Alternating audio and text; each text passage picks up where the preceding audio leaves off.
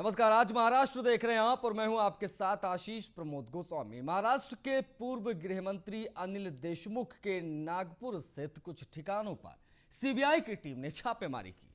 CBI के 5 सदस्यों की टीम अनिल देशमुख के घर और कुछ दफ्तरों पर कार्रवाई के लिए पहुंची। बता दें कि अनिल देशमुख कई दिनों से गायब चल रहे हैं। सार्वजनिक रूप से उन्हें 2 सप्ताह पहले देखा गया था। केंद्रीय जांच एजेंसी इसी मामले में देशमुख के 2 निजी सचिव कुंदन शिंदे और संजीव पलांडे से 10 घंटे की पूछताछ कर चुकी है। इन दोनों को मनी लॉन्ड्रिंग केस में ईडी की ओर से गिरफ्तार किया गया था। दोनों फिलहाल न्यायिक हिरासत में हैं। इसके अलावा मुंबई के पूर्व police commissioner Parambir Singh Antilia case में गिरफ्तार सचिन वाजे से पूछताछ हुई है। ईडी देशमुख को 5 बार पूछताछ के लिए समन भी भेज चुकी है। इसके बावजूद वो पेश नहीं हुए।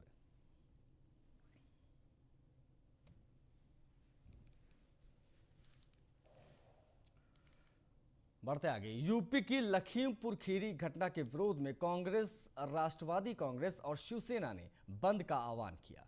इस दौरान महाविकास अघाड़ी सरकार के नेताओं ने सड़कों पर उतरकर जमकर विरोध प्रदर्शन किया। वहीं कांग्रेस प्रदेश अध्यक्ष नाना पटोले ने प्रेस कॉन्फ्रेंस कर बीजेपी सरकार पर हमला बोला।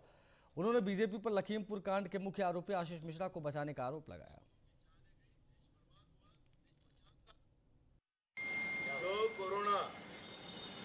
स्पॉन्सर्ड नरेंद्र मोदी ने देश में किया, उसने लाया, जिससे लोगों की जानें गई, देश बर्बाद हुआ, देश 50 साल पीछे गया। उस नरेंद्र मोदी और उस भाजपा को जनता पूछना चाहती है कि एक दिन से नहीं, हम कई दिन बीजेपी की सत्ता को उखाड़ के फेंकने के लिए हम डालेंगे। और आज का जो किसान को, हमारे देश के अन्नदाता को जिस तरह से गाड़ी के नीचे दबाकर मारने का पाप इन लोगों ने किया है, इस लड़ाई में पूरे व्यापारी भी सहभाग है। तो यूपी के लखीमपुर खीरी घटना के विरोध में कांग्रेस पार्टी के कार्यकर्ताओं ने राजभवन के सामने भी बैठकर आंदोलन किया। इस दौरान महाराष्ट्र कांग्रेस प्रदेश अध्यक्ष नाना पटोले, राजस्व मंत्री बाला साहेब थोरात, यशोमती ठाकुर, भाई जगताप जैसे चेहरे शामिल रहे। बता दें कि महाराष्ट्र महाविकास अघाड़ी सरकार के तीनों दल यानी कांग्रेस, एनसीपी और शिवसेना ने यूपी के लखीमपुर खीरी में किसानों की हत्या के विरोध में राज्यव्यापी बंद का आह्वान किया है।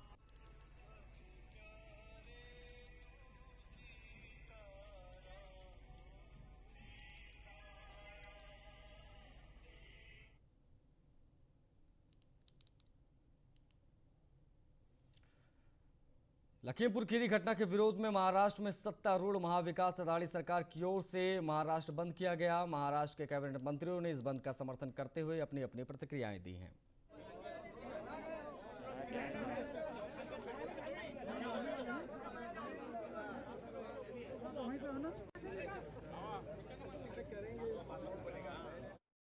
पूरे बंद को पूरे महाराष्ट्र ने सहकार्य किया है।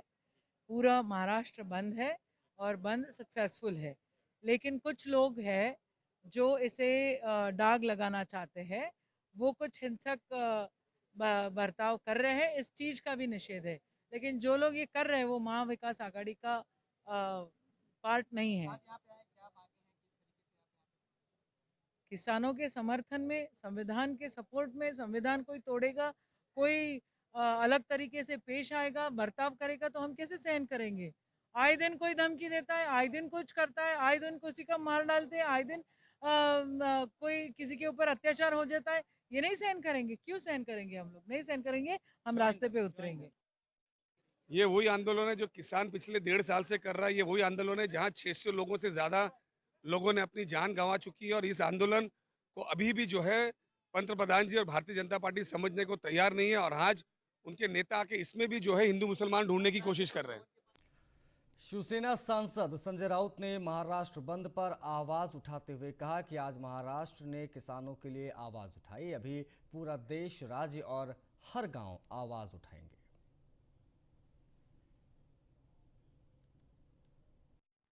पूरा महाराष्ट्र किसानों के ऊपर जो अन्याय हो रहा है, चाहे लखीमपुर खीरा हो, चाहे हरियाणा की घटना हो, चाहे गाजीपुर की घटना हो, जिस तरह से किसानों को कुचल दिया जाता है 2 साल से, उसके खिलाफ, उस प्रवृत्ति के खिलाफ ये महाराष्ट्र बंद है। देश का किसान, लाखों करोड़ों किसान महाराष्ट्र के बंद की तरफ बड़ी अपेक्षा से देख रहा है। न्याय की शुरुआत महाराष्ट्र से होगी, लड़ाई की शुरुआत महाराष्ट्र से होगी। कल वाराणसी में प्रियंका गांधी ने भी अन्याय के खिलाफ आवाज उठाई। लखीमपुर खीरी हिंसा के विरोध में महाविकास अघाड़ी ने महाराष्ट्र बंद का आह्वान किया है। वहीं महाराष्ट्र विधानसभा के नेता विपक्ष देवेंद्र फडणवीस ने महाराष्ट्र बंद पर सवाल उठाते हुए कहा कि महाविकास अघाड़ी सरकार के सत्ता में आने के बाद महाराष्ट्र में अब तक 2000 किसानों की आत्महत्या हो चुकी है।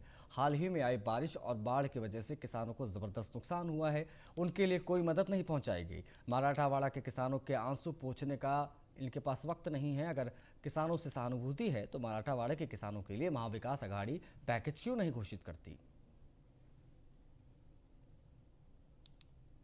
लखीमपुर की घटना गंभीर है, उस पर वहां की सरकार कार्रवाई कर रही है, पर यहाँ की महाराष्ट्र की सरकार को यह नैतिकता भी है क्या कि वो इस प्रकार का काम करे, जबकि उसके यहाँ रोज किसान मर रहे हैं। उन किसानों को बचाने के लिए सरकार कुछ नहीं करती। और इनका ढोंगीपन देखिए, राजस्थान में किसानों के ऊपर लाठीचार्ज होता है तो उस पर ये बोलने को तैयार नहीं है, लेकिन उत्तर प्रदेश के ऊपर महाराष्ट्र बंद करने को ये लोग तैयार है। कुल मिलाकर अगर हम लोग देखें तो जिस प्रकार से महाराष्ट्र बंद का कॉल दिया गया। लखीमपुर हिंसा के खिलाफ महाराष्ट्र सरकार में सत्ताधारी एनसीपी के कार्यकर्ता और विपक्ष भाजपा के कार्यकर्ता आज बंद के दौरान आपस में भिड़ गए। जलगांव जिले के भुसावल तहसील के वरण गांव में दोनों पार्टी के कार्यकर्ता आपस में टकरा गए।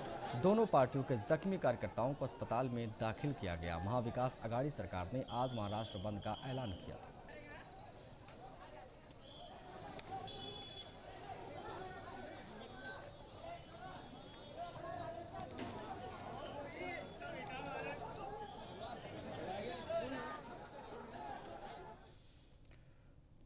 महाराष्ट्र के मुंबई में बंद को लेकर सरकार की तीनों पार्टियों ने पूरी ताकत झोंक दी है।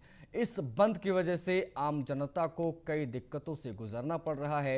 इस स्थिति का जायजा लिया हमारे सहयोगी संतोष मोरे ने। लखनपुर में जिस प्रकार से किसानों पर अत्याचार हुआ था और उनको गाड़ी के अंदर मारा दिया गया था, उस निषेधार्थ महाराष्ट्र में आज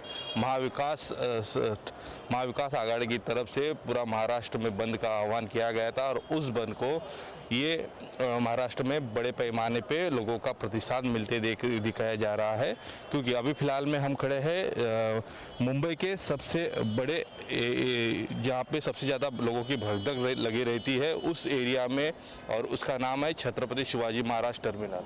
ये जगह ऐसी है जहाँ पे दिन हो रात हो बड़े पैमानों पे लोगों की चहलबहल दिखाई देती है, लेकिन आज वहाँ पे किसी ही तरह की चहलबहल दिखाई नहीं दे रही है। बड़े पैमाने में लोग आज महाराष्ट्र में बंद होने की वजह से उसका ही मुंबई में भी कहीं तभी उसका परिणाम देखने को मिल रहा है। और उसी प्रकार से मुंबई में जो सबसे ज़्यादा गजबज जो एरिया रहता है छत्रपति शिवाजी महाराज टर्मिनल परिसर, वहाँ पे बड़े पैमाने पे आज सुसुकाट देखने को मिल रहा है। वैसे ही उसी बाजू में एक बेस्ट का बड़े पैमाने पे एक डेपो है, उस डेपो में भी आज सवेरे से कोई भी बस यहाँ से चलाई नहीं गई। लोगों को, जो लोग अत्यावश्यक सेवा में और जो लोग फिर बंद होने के बावजूद भी कुछ लोग आ रहे हैं, उनको बड़े पैमाने में घूमने के लिए और जाने के लिए, आने जाने के लिए बड़े पैमाने में दिक्कत हो रही है, क्योंकि मुंबई महानगर पालिका की बेस्ट आज पूरी तरह से बंद यहाँ पे दिखाई दे रही है।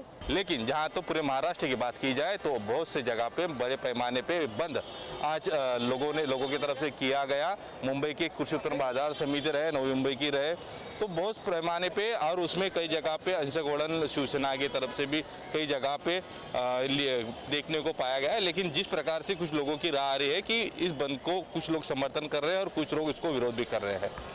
संतोष More, news on India, Mumbai. BJP खासदार गोपाल शेट्टी ने अघाड़ी सरकार के निर्णय का निषेध करते हुए कहा कि कांग्रेस काल में कहीं जवान मरे थे तब बंद नहीं किया गया, तो आज गरीब जनता को क्यों परेशान किया जा रहा है। देखिए, आज बंद नहीं है। अघाड़ी सरकार जब से आई है तब से बंद है। ये बंद जो चीज़ है वो चालू करने का, शुरू करने का काम सरकार का होता है। सरकार ही अगर बंद करेगी तो फिर बच्चा क्या है। इसलिए ये बंद का मैं निषेध करता हूँ। ये तीनों पार्टी के सरकार ने जो निर्णय लिया है उसका मैं निषेध करता हूँ। उत्तर प्रदेश के लखीमपुर खीरी घटना को लेकर भारत बंद के समर्थन में नवी मुंबई की एपीएमसी बाजार पूरी तरह से बंद हो गई। इस दौरान बाजार में सन्नाटा दिखाई दिया। व्यापारियों ने भारत बंद का समर्थन करते हुए घटना का विरोध किया। जिस तरह से घटना जो यूपी में हुआ है किसान लोगों के साथ वो खूब दुखदायक है। वो उसके लिए मार्केट ने जो बंद रखा है उसका हमारा पूरा प्रतिशत है। मुंबई में डब्बे वालों की अपनी एक बड़ी पहचान मानी जाती है। मुंबई डब्बा वाला एसोसिएशन ने महाराष्ट्र बंद का समर्थन करते हुए डिब्बे की सप्लाई बंद करते हुए किसान हत्या को दुखद घटना बताया।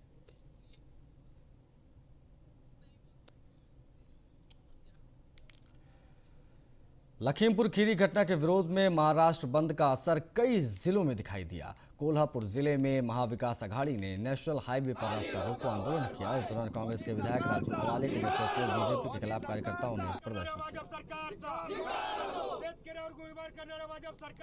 किया।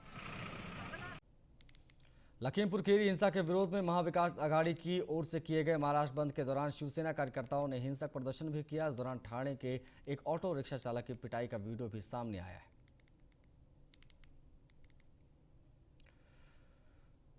महाराष्ट्र के गढ़चिरौली पुलिस ने उग्रवादी इनामी नक्सली को गिरफ्तार किया है। बता दें कि झरेवाड़ा के निवासी 30 वर्षीय अजय हिचामी पर सरकार की ओर से 2 लाख रुपए का इनाम भी घोषित किया गया था।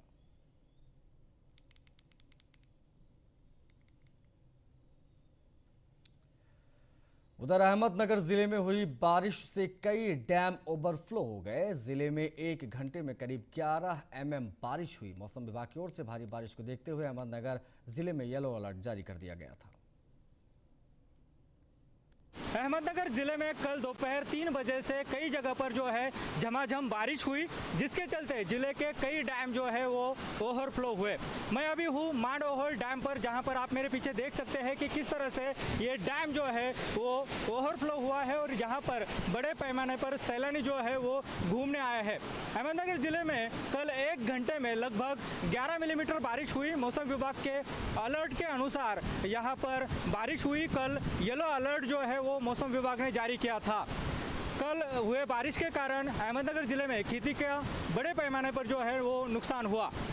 Sunil Wongal, news 1 India, Ahmednagar. तो शाहरुख के बेटे आर्यन खान को अभी कुछ और रातें जेल में काटनी पड़ेंगी। आज सेशन कोर्ट की सुनवाई होनी थी, लेकिन एनसीबी ने अपना जवाब दाखिल करने के लिए 13 अक्टूबर तक का समय मांग लिया, जिसके चलते आर्यन खान को 3 दिन और कम से कम आतर रोड जेल में रहना पड़ेगा।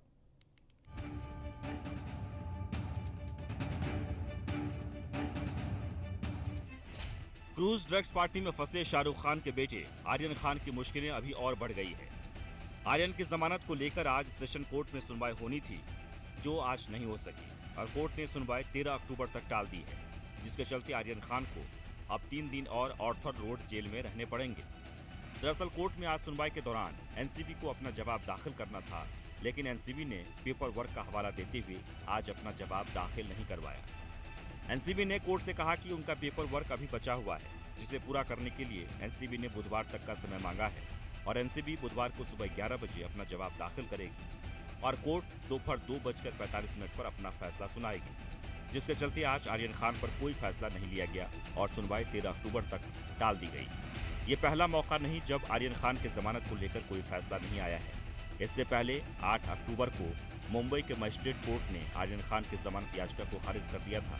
मजिस्ट्रेट RM नारिलकर ने आर्यन के वकील और एनसीबी के बीच लंबी चौड़ी बहस के बाद फैसला सुनाया था।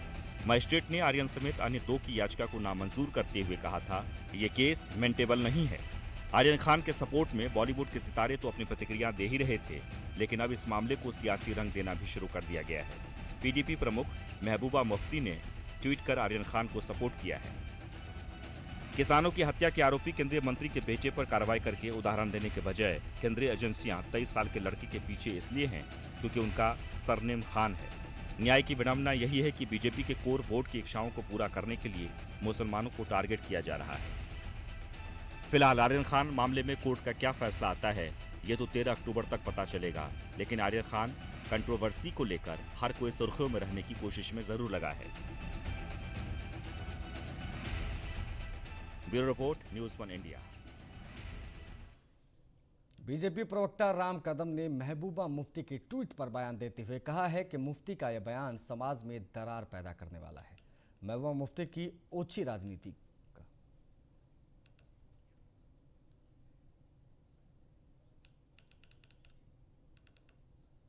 उधर अकोला जिले के महात्मा गांधी राष्ट्रीय ग्रामीण रोजगार गारंटी योजना के अंतर्गत चल रहे कामकाज की विधान मंडल रोजगार गारंटी योजना समिति ने जानकारी ली।